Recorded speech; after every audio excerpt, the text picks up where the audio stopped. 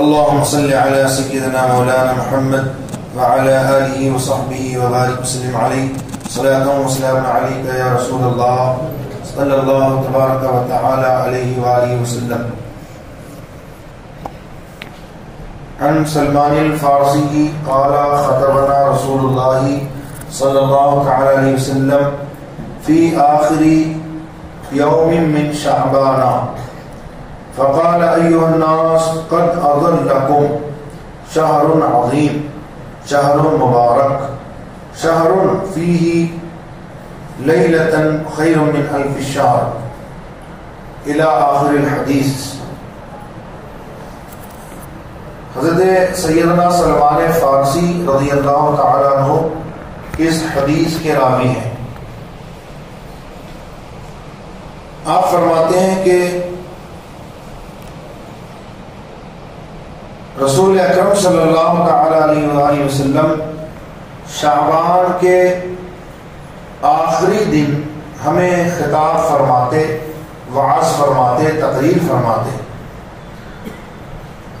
بس آپ فرماتے کہ اے لوگو، تم پر مبارک اور عظیم ماہ یعنی مہینہ سایہ فگن ہے. اس ماہ میں ایک رات ہے جو 1000 مہینوں سے افضل و بہتر ہے. وہ رات کون سی ہے؟ آپ سب جانتے ہیں، لیلۃ القدر ہے، جس میں اللہ تعالیٰ نے قرآن پاک کو نازل فرمایا. اِنَّا أَنزَلْنَاهُ فِي لَيْلَةِ الْقَدْرِ وَمَا أَدْرَاكَ مَا لَيْلَةُ الْقَدْرِ لَيْلَةُ الْقَدْرِ خَيْرٌ مِّنْ أَلْفِ شَهْرٍ تنزل الملائكة والروح فيها بإذن ربهم من كل أمر سلام هي حتى مطلع الفجر. بے شک ہم نے اسے یعنی قرآن مجید کو لیلۃ القدر میں نازل فرمایا. اور تم نے کیا جانا کہ کیا لیلۃ القدر؟ لیلۃ القدر 1000 مہینوں سے افضل. اترتے ہیں اس میں ملائکہ اور روح القدس یعنی جبریل امی علیہ السلام اپنے رب کے اذن اور اجازت سے ہر سلامتی والے کام کے لیے. اور وہ سلامتی ہے صبح چمکنے تک یعنی لیلۃ القدر. پھر مزید حضور پاک صلی اللہ علیہ وسلم فرماتے اللہ تعالیٰ نے اس ماہ کے روزے فرض کیے اور اس کی راتوں کو نوافل پڑھنا جائز قرار دیا. تطوع کا مطلب ہے نفل، یعنی ایک ہے فرض کہ جس کو پڑھنا کمپلسری ہے، اس سے رستگاری نہیں ہے، جیسے نماز پنجگانہ ہر مسلمان عاقل بالغ مرد و عورت پر فرض ہے. سال میں 1 مہینے کے روزے ہر مسلمان عاقل بالغ مرد و عورت پر فرض ہیں. صاحب استطاعت پر زندگی میں 1 بار حج فرض ہے. صاحب نصاب پر سال میں 1 مرتبہ زکوٰۃ فرض ہے. تو یہ کمپلسری ہے، اس میں کسی طرح کی گنجائش نہیں، کرنا تو کرنا ہی ہے. لیکن نفل چاہے تو کرے چاہے تو چھوڑے، اسے اختیار ہے. یعنی کرے گا تو ثواب پائے گا، نہیں کرے گا تو کوئی گناہ اور باز پرس نہیں ہے.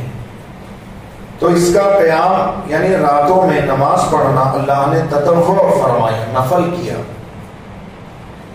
فرض تو پڑھنا ہی ہے، لیکن اگر کوئی چاہے کہ نفل پڑھے تو رمضان شریف کی رات میں وہ قیام کرے. اس کے حوالے سے اللہ کے پیارے رسول صلی اللہ علیہ وآلہ وسلم فرماتے ہیں، بخاری شریف کی حدیث ہے، من قام رمضان ایمانا واحتسابا غفر له ما تقدم من ذنبه. جو ایمان اور اخلاص کے ساتھ اللہ کو راضی کرنے کے لیے رمضان شریف کی راتوں میں قیام کیا یعنی نمازیں پڑھی، اس میں تراویح بھی شامل ہے، تو میرے آقا فرماتے ہیں اللہ تعالیٰ اس کے اگلے تمام گناہوں کو معاف فرما دے گا.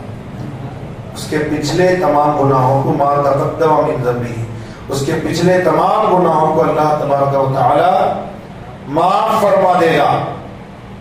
اور آقا کریم صلی اللہ علیہ وسلم ارشاد فرماتے ہیں جو اس مہینے میں ایک نفلی نیکی کرتا ہے، نفلی نیکی جیسے نفل نماز پڑھتا ہے یا صدقہ و خیرات کرتا ہے، یہ بھی نفلی عبادت ہے، روزداروں کو کھانا کھلاتا ہے، یہ بھی نفلی عبادت ہے، تو میرے آقا نے فرمایا کہ اس مہینے میں جو ایک نفلی عبادت کرتا ہے اللہ تبارک و تعالیٰ اسے ایک فرض کا ثواب عطا فرماتا ہے، اور جو اس مہینے میں ایک فرض ادا کرتا ہے میرے آقا فرماتے ہیں کہ اللہ تعالیٰ اسے 70 فرض ادا کرنے کا ثواب عطا فرماتا ہے۔ تو ایک نیکی کا 70 گنا ثواب اللہ رب العزت اس مہینے میں عطا فرماتا ہے۔ یعنی اگر آپ نے 1 روپیہ اللہ تعالیٰ کی راہ میں اس مہینے میں خیرات کیا، کسی غریب فقیر مسکین کو دے دیا یا مسجد مدرسے میں لگا دیا، تو غیر رمضان میں 70 روپیہ خیرات کرنے پر جو ثواب آپ کو ملے گا وہ اس مہینے میں 1 روپیہ خرچ کرنے میں ملے گا۔ اور حضور پاک صلی اللہ علیہ وسلم نے آگے فرمایا کہ یہ صبر کا مہینہ ہے اور صبر کا ثواب کیا ہے؟ جنت ہے۔ یہ غمخواری کا مہینہ ہے، یعنی اس میں مسلمان اپنے مسلمان بھائیوں کی غمخواری کرتے ہیں، کسی کے یہاں راشن نہیں ہے تو راشن کا انتظام کرتے ہیں، کسی کے پاس کپڑے نہیں ہیں تو انہیں کپڑے دلا دیتے ہیں، کسی کے پاس پیسے نہیں ہیں تو حتی المقدور انہیں پیسوں سے مدد کر دیتے ہیں۔ تو یہ غمخواری کا مہینہ ہے۔ تو جتنی غمخواری اس مہینے میں کی جاتی ہے وہ کسی اور مہینے میں نہیں کی جاتی۔ اور اس ماہ میں مومن کا رزق بڑھا دیا جاتا ہے۔ یہ بات صحیح ہے نہیں ہے؟ کہ کس کا فرمان ہے؟ 14 صدیوں پہلے ہمارے آقا صلی اللہ علیہ وسلم نے فرمایا اور آج تک ہم اس کی برکتیں محسوس کر رہے ہیں۔ تو حضور پاک صلی اللہ علیہ وسلم کا ایک ایک فرمان حق اور سچ ہے، اور حضور صلی اللہ علیہ وسلم کے ہر فرمان پر ایمان لانا واجب ہے، اور حضور صلی اللہ تعالی علیہ وسلم کے لائے ہوئے ہر چیز کو ماننا یہ ایمان ہے۔ اور فرماتے ہیں حضور پاک صلی اللہ علیہ وسلم جو اس ماہ میں کسی روزہ دار کو افطار کروائے تو اس کے گناہ بخش دیے جائیں گے اور اسے جہنم سے آزاد کر دیا جائے گا۔ جو ایک روزے دار کو افطار کرائے اس کے گناہ بخش دیے جائیں گے اور اسے جہنم سے آزاد کر دیا جائے گا، اور اسے روزہ دار کے مثل ثواب ملے گا، اور روزہ دار کے ثواب سے کچھ کم بھی نہیں ہوگا۔ روزہ دار کو جو دینا ہے اللہ تعالیٰ وہ تو دے گا ہی، لیکن جو روزہ دار کو افطار کرا دے گا تو اللہ تعالیٰ جتنا ثواب اس روزہ دار کو عطا فرمائے گا اتنا ہی ثواب اللہ تبارک و تعالیٰ اس کو بھی عطا فرمائے گا۔ مثلا آپ نے اگر 10 روزہ داروں کو افطار کرایا تو 10 روزہ داروں کو اللہ تعالیٰ جتنا ثواب عطا فرمائے گا اتنا ثواب صرف آپ کو عطا کرے گا، ان حضرات کے ثواب میں بھی کوئی کمی نہیں فرمائے گا۔ ہمارا رب بڑا رحیم و کریم اور بڑے عظیم خزانوں والا ہے، اس کے یہاں کس چیز کی کمی ہے؟ کمی تو ہمارے دامن میں ہے، اس کے یہاں کسی چیز کی کمی نہیں ہے۔ اتنی بڑی کائنات چلا رہا ہے، کروڑوں اربوں کھربوں انسانوں کو پال رہا ہے، جانوروں کو پال رہا ہے، چرند اور پرند کو روزی دے رہا ہے، اور وقت پر سورج طلوع فرماتا ہے، وقت پر سورج غروب کرتا ہے، وقت پر رات آتی ہے، وقت پر دن طلوع کرتا ہے، وقت پر یہ سارا سسٹم چل رہا ہے۔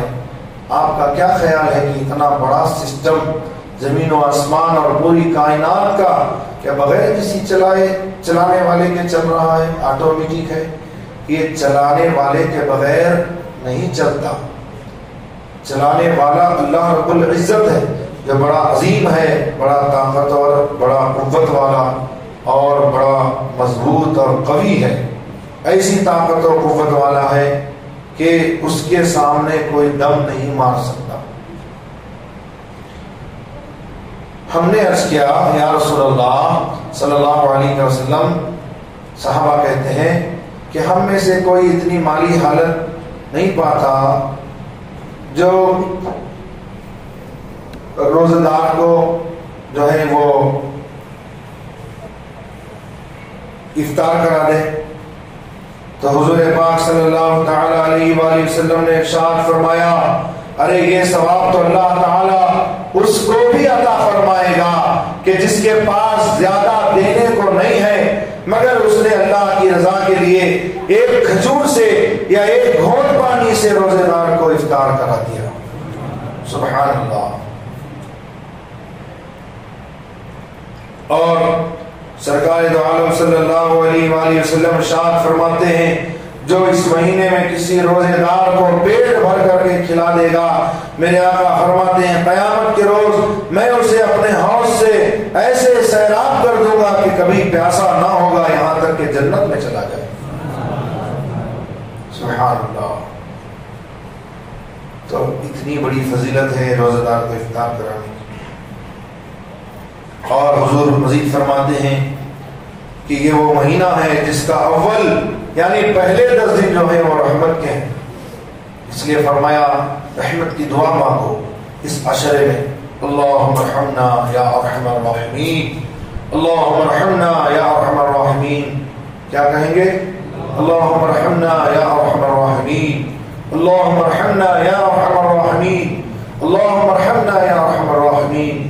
اے اللہ، اے سب سے زیادہ رحم فرمانے والے، اے سارے رحیموں سے زیادہ رحیم، سارے مہربانوں سے بڑھ کر مہربان، ماں سے بھی بڑھ کر، باپ سے بھی بڑھ کر، رشتہ داروں سے بھی بڑھ کر، دوست و احباب سے بھی بڑھ کر، کہ جہاں کوئی کام نہیں آتا وہاں اللہ رب العزت کام آتا ہے اور وہی بندے کی مدد فرماتا ہے۔ تو یہ سب مہربانوں میں سب سے بڑا مہربان ہے۔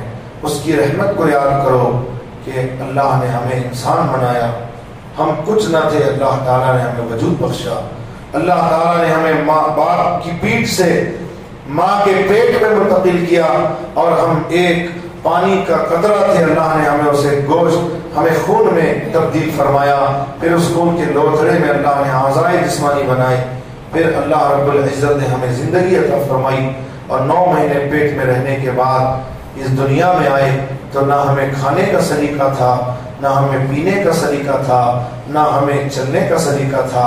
یہ ساری چیزیں اللہ تعالیٰ نے ماں باپ کو وسیلہ بنا کر کے ہمیں سکھایا اور بتایا۔ تو اللہ رب العزت کا کس قدر کرم ہے۔ قرآن پاک میں اللہ فرماتا ہے فَبِأَيِّ آلَاءِ رَبِّكُمَا تُكَذِّبَانِ، تو تم اے جن و انس کے گروہ اپنے رب کی کون کون سی نعمتوں کو جھٹلاؤ گے۔ اور پھر ماں باپ بھی ہمارے لیے اس دنیا میں آنے کا ذریعہ بنے، تو ماں باپ کا بھی حق ہے کہ ہم زندگی بھر آخری سانس تک ہم اپنے ماں باپ کا دل و جان سے احترام کریں اور ان کی خدمت بجا لائیں اور ان کی فرما برداری کریں۔ اور فرماتے ہیں حضور پاک صلی اللہ علیہ وسلم، اس کا وسط یعنی درمیان کے دن جو ہیں وہ گناہوں کے بخشش کے ہیں، اس لیے اس میں مغفرت طلب کرو۔ اللہم اغفر لنا، اللہم اغفر لنا، اللہم اغفر لنا۔ اور اس کے آخری دن جہنم سے آزادی کے ہیں، اور جس نے اس ماہ میں اپنے غلام پر آسانی کی یعنی کام کم لیا اپنے نوکر سے، یہ نہیں کہ نوکر ہے تو گدھے کی طرح اس سے کام لے لے، روزہ دار ہے بیچارہ، آپ کی طرح انسان ہے، مسلمان ہے، تو جس قدر آپ تھک جاتے ہو اس سے زیادہ وہ تھک جاتا ہے، کیونکہ آپ تو بیٹھ کر کام کرواتے ہو، وہ تو بیچارہ کام کرتا ہے، بوجھ پیٹھ پر لادتا ہے اور وہ ادھر سے ادھر دوڑتا پھرتا ہے، تو چاہیے کہ ہم اس پر آسانی کریں۔ تو سرکار فرماتے ہیں کہ جو اس مہینے میں اپنے غلام پر آسانی کرے گا تو اللہ تعالیٰ اسے بخش دے گا اور جہنم سے آزاد فرمائے گا۔ اللہ تبارک و تعالیٰ اپنے حبیب علیہ السلام صدقے ہم سب کو ماہ رمضان کی برکتوں اور رحمتوں سے مالا مال فرمائے۔ استغفر اللہ ربی من کل ذنب و اتوب الیہ، لا الہ الا اللہ